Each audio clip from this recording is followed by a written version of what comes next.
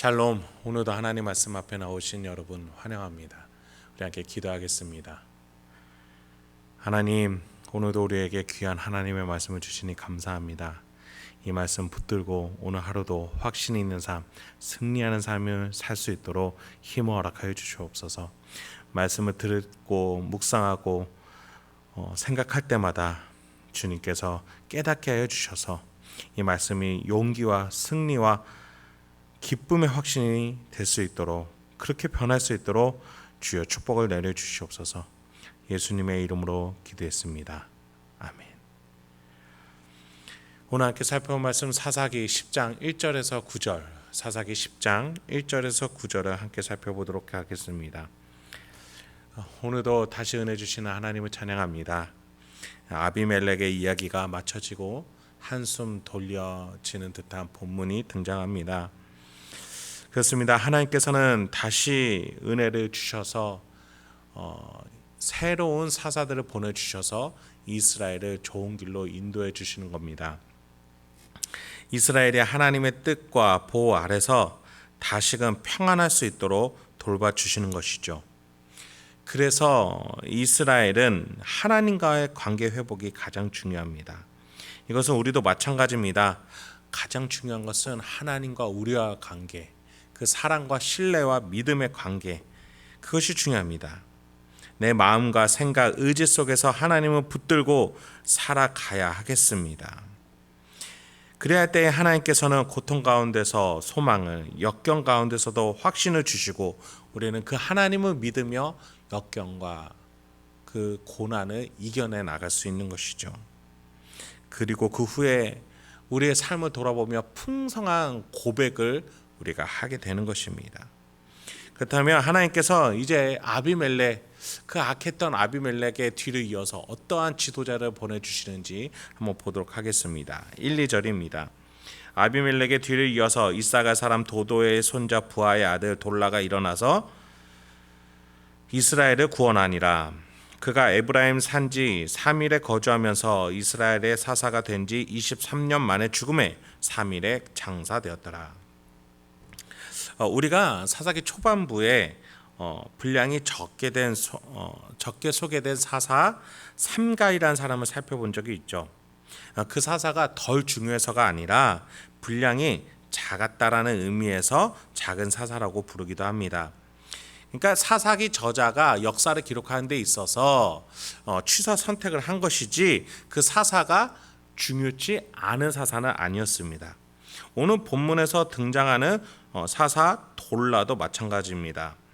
그가 23년을 다스림으로써 이스라엘이 구원을 얻었다라고 되어 있습니다. 명확한 대적이 누구인지는 밝혀지지 않습니다. 다만 1절에 아비멜렉의 뒤를 이어서라고 되어 있죠.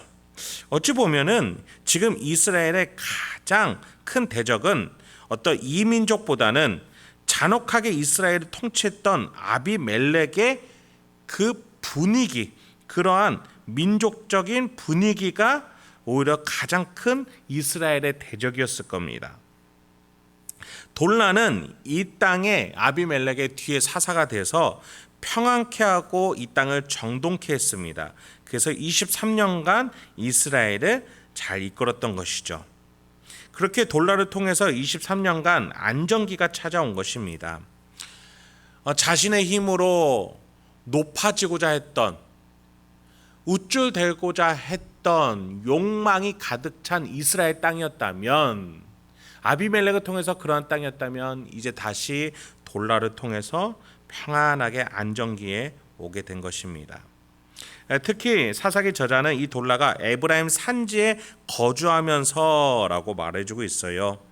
외적으로 전쟁을 펼치고 땅을 넓혀가기보다 이스라엘 땅 안에서, 특히 에브라임 산지 안에서 거주하면서 리더로 세워져 나갔죠. 상수리 나무 아래에서 재판을 했던 드보라 여사사가 기억나는 본문입니다.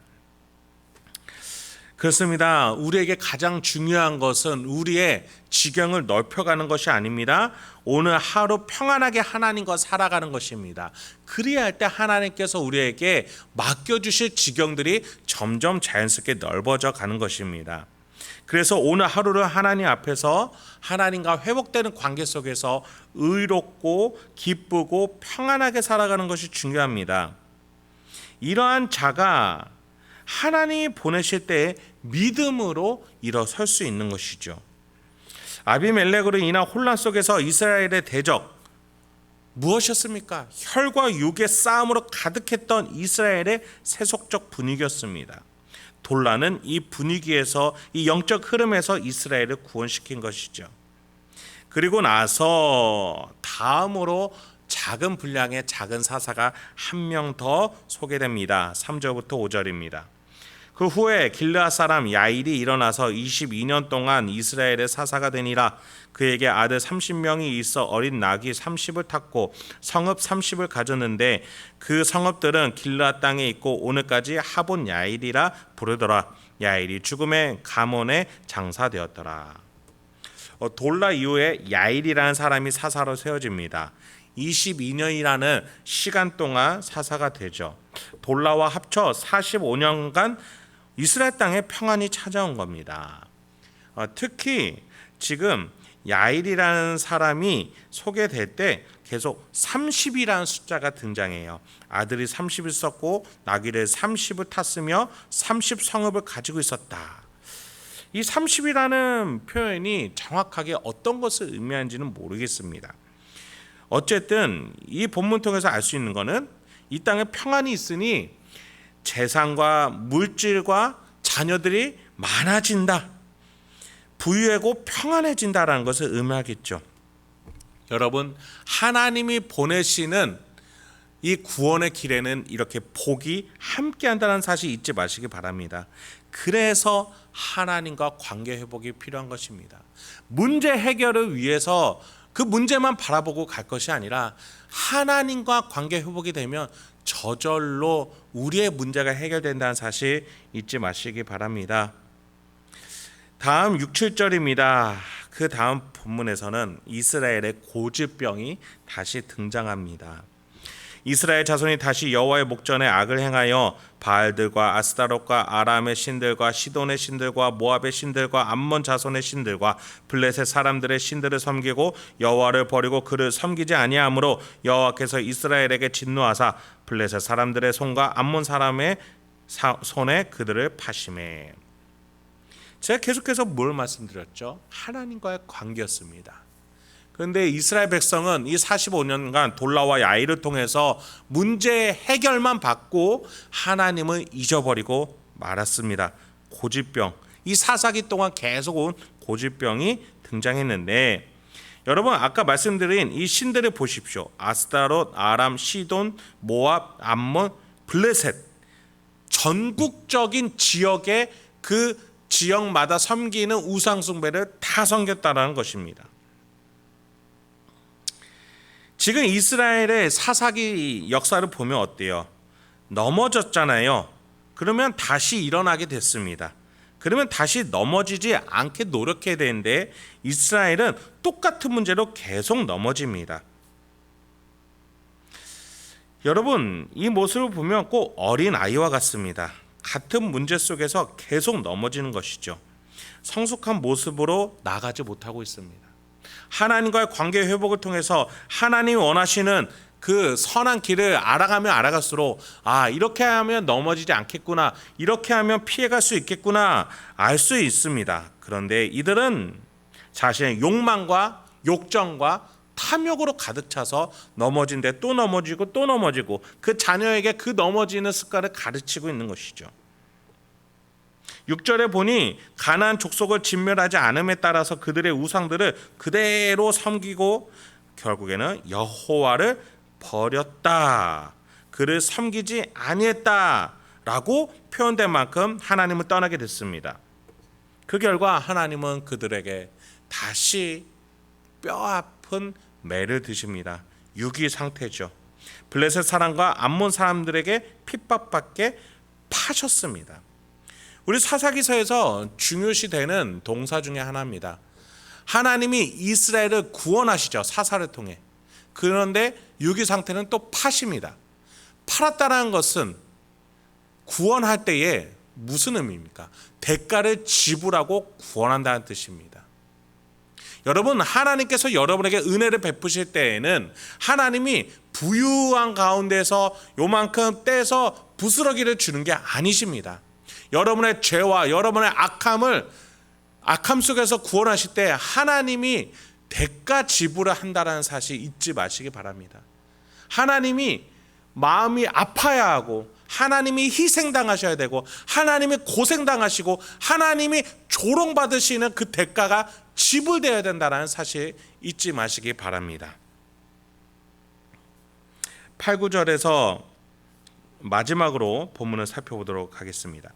그 해에 그들이 요단강 저쪽 길르앗에 있는 아모리 족속의 땅에 있는 모든 이스라엘 자손을 쳤으며 18해 동안 억압하였더라. 암몬 자손이 또 요단을 건너서 유다와 베냐민과 에브라임 족속과 싸움으로 이스라엘의 공고가 심하였더라. 돌라와 야의 사사를 통해서 45년간 화평을 누렸지만 하나님과의 관계 성숙이 없었던 이스라엘은 다시 우상을 섬기고 타락했습니다. 그리고 18년 동안 이 민족에게 고통당하죠. 다시금 하나님이 이스라엘에게 복을 그치게 하시고 다시 문제거리를 주셨습니다. 여러분, 우리가 여기에서 중요한 영적 원리 붙잡아야겠습니다. 하나님과 성숙한 관계 회복. 하나님이 이렇게 하시면 좋은 거 주시고 저렇게 하면 나쁜 것을 주신다는 거에 그쳐서는 안 됩니다. 하나님께서는 여러분이 장성해서 또 누군가를 키워낼 수 있는 부모의 역할을 해주기를 기다리고 계십니다. 이스라엘은 이 시간에 하나님께 복과 벌을 받는 것 사이에서 왔다 갔다 할 것이 아니라 하나님과 관계 회복을 통해서 이민족들이 하나님께로 돌아올 수 있도록 부모 역할 하기를 하나님은 기다리고 계시고 또 기회를 주시고 다시 은혜를 주고 계시는 것이죠. 그런 점에서 저와 여러분, 우리가 하나님 앞에서 성숙한 관계 회복의 길로 나가야겠습니다. 여러분이 복을 받고 있다면 그 복 이면에 하나님을 기억하십시오. 여러분이 문제가 해결되지 않고 고통 가운데 있다면 하나님과의 관계 회복을 통해서 그 문제를 해결하시기 바랍니다. 인간의 힘이나 주장이 아니라 하나님을 통해서 오늘도 승리하시고 살아가실 수 있는 저와 여러분이 되길 소망합니다. 함께 기도하겠습니다. 하나님, 오늘도 우리에게 귀한 하나님의 말씀을 주시니 감사합니다. 이 말씀을 통해서 오늘도 다시 한번 하나님과 함께 나아갈 수 있는 우리가 되게 해주시옵소서. 내 힘, 인간의 힘이 아니라 하나님을 붙들고 나아가는 우리가 되게 하여 주시옵소서. 예수님의 이름으로 기도했습니다. 아멘.